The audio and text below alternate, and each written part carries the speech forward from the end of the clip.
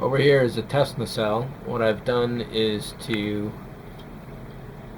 solder the 10mm LED directly to each end of the contact points, and then what I have to do now is solder the power from here straight down the legs.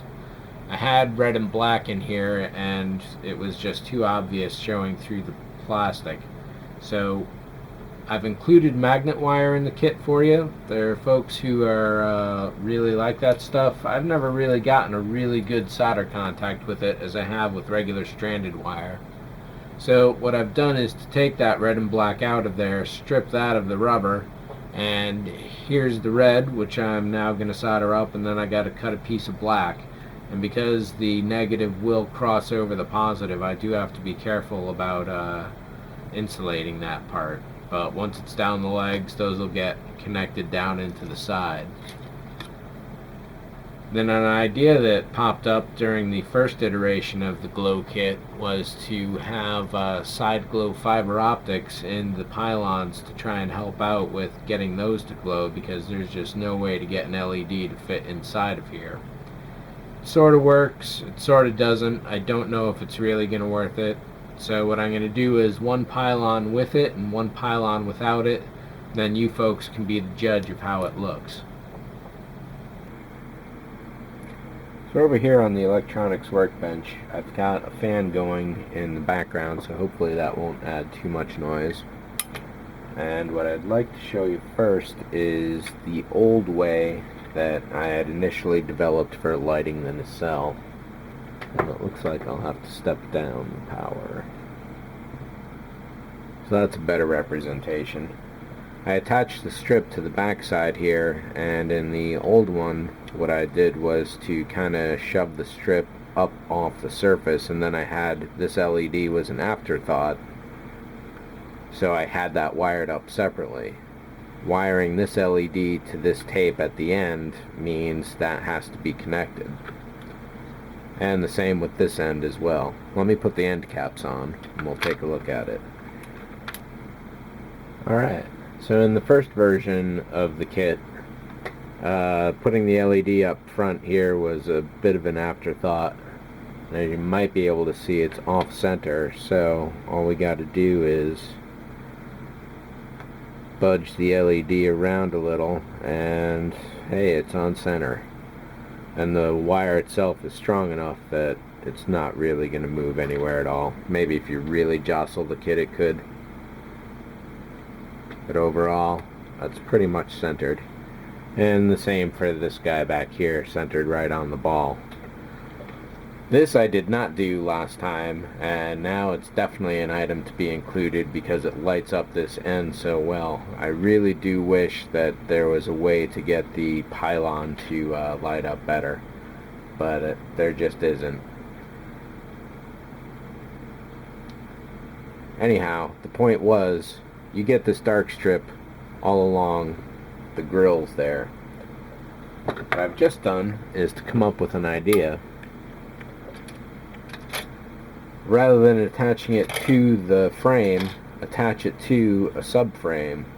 Initially I was thinking this would be clear plastic and you could just hang it in there a little bit, but if this is going to support the end LEDs, then it has to be pretty much centered.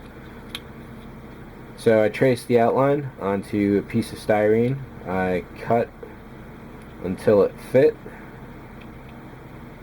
And now the trick that I'm trying to figure out is how to keep it absolutely balanced in the center, just like that.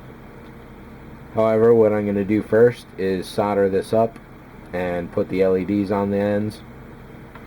A really big trick for them that I've been messing with for the last half an hour is figuring out where to cut them and how best to go about attaching them. So for example, this LED here I cut to the point where I could reach down to this positive contact and then cut it straight over to this negative and still have a little bit of leeway to be able to bend it into place. Whereas over at the other end,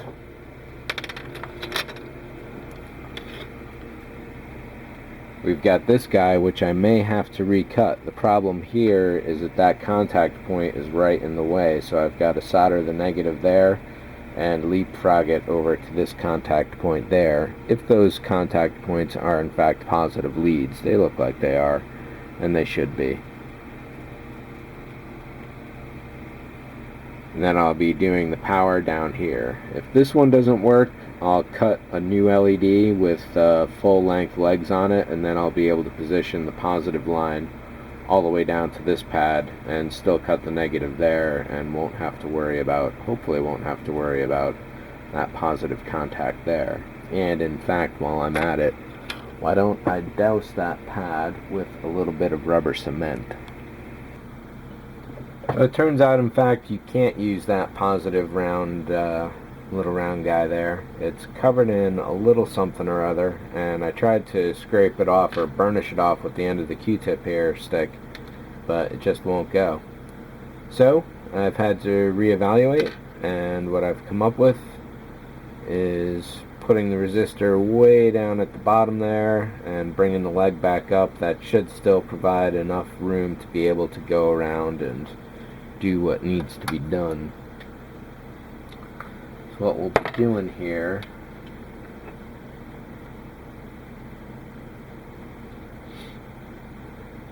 I don't know how well this is really going to work out overall.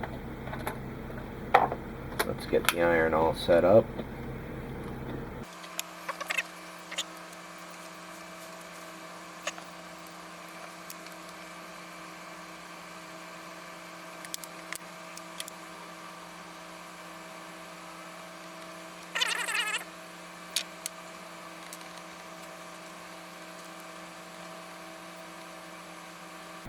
Alright, before that, let's tin the ends of this. Sorry, my hand's probably getting in the way, I bet, is what's going on.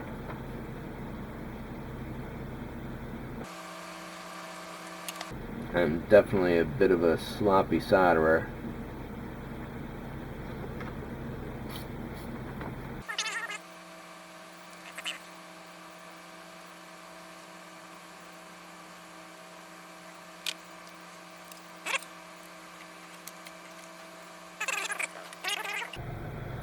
Alright, so how about we try flipping the camera angle around and see how that works out.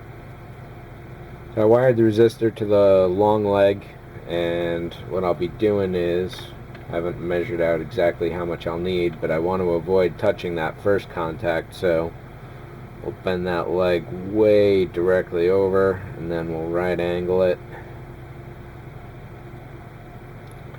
Now hopefully I won't have to bend this leg again at all. That almost reaches as it is. We'll put the resistor down a little bit, bring that leg back up,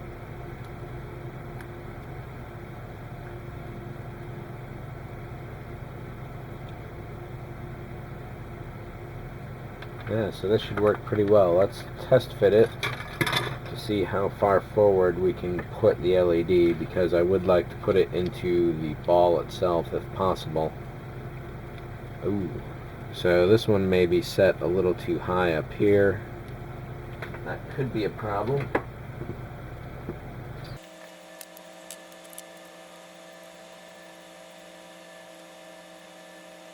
Yeah, that is set too far back. So we'll have to change it to right about there.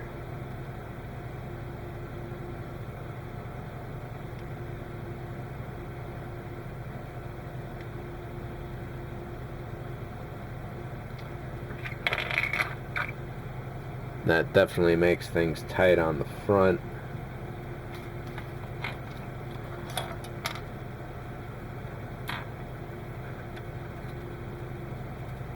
I'm pretty much going to have to go right up to it.